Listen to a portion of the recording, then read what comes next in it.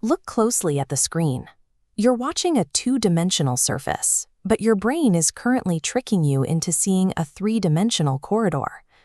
Consider the possibility that this trick doesn't stop at the edges of your monitor.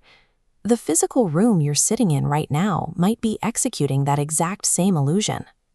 Late in his life, Stephen Hawking proposed a cosmological model that overturned his previous conclusions about the nature of space and time.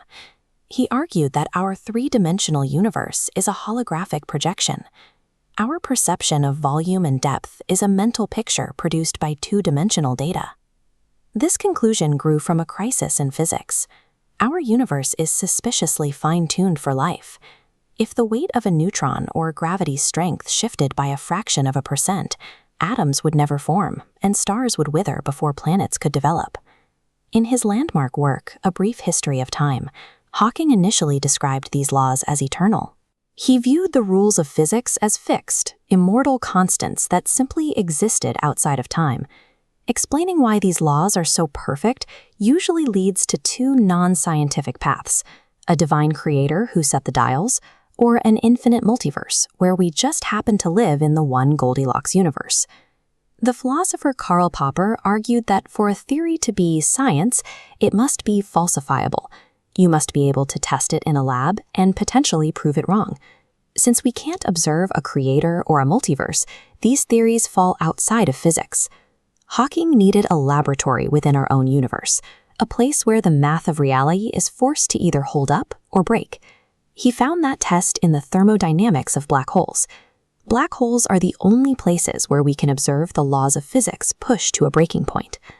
Hawking and physicist Thomas Hertog realized that if our universe is three-dimensional, the math inside a black hole should reflect that. We usually imagine a black hole as a sphere, a dense point of matter called a singularity, surrounded by a three-dimensional gravitational field.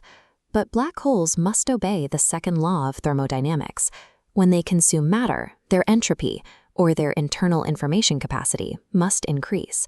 When physicists calculate data capacity, the numbers conflict with reality. A black hole's information capacity doesn't match its three-dimensional volume. The math only balances when measuring the sphere's two-dimensional surface area. This proves data is stored on the flat boundary, not inside. This glitch suggests that the third dimension is an illusion.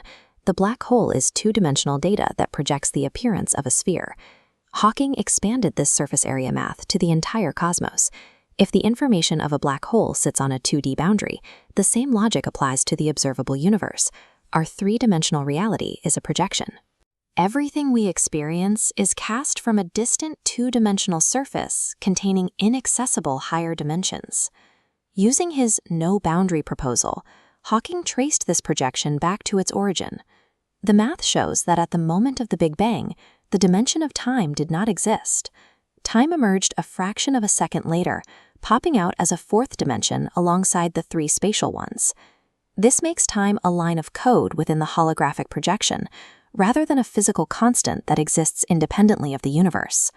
This led Hawking to his final realization: the laws of physics are not eternal. In the moments after the Big Bang, gravity and electromagnetism mutated and evolved, following a process similar to biological selection. Quantum physics tells us that particles exist as a blur of probabilities until they are measured. Before an observation occurs, a particle could be in multiple places at once. Hawking's top-down cosmology applies this rule to the entire history of the universe. This framework works backward from the present. Because the early universe was a quantum event, its history remained a cloud of possibilities.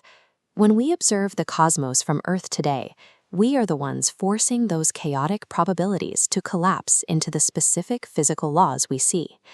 Our observation in the present provides the measurements that fix the history of the past.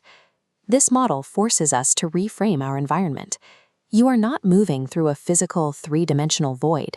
The infinite night sky is a high-resolution projection displayed on a flat surface. The three-dimensional world is a cosmic optical illusion. If our reality is a hologram, what is casting the projection?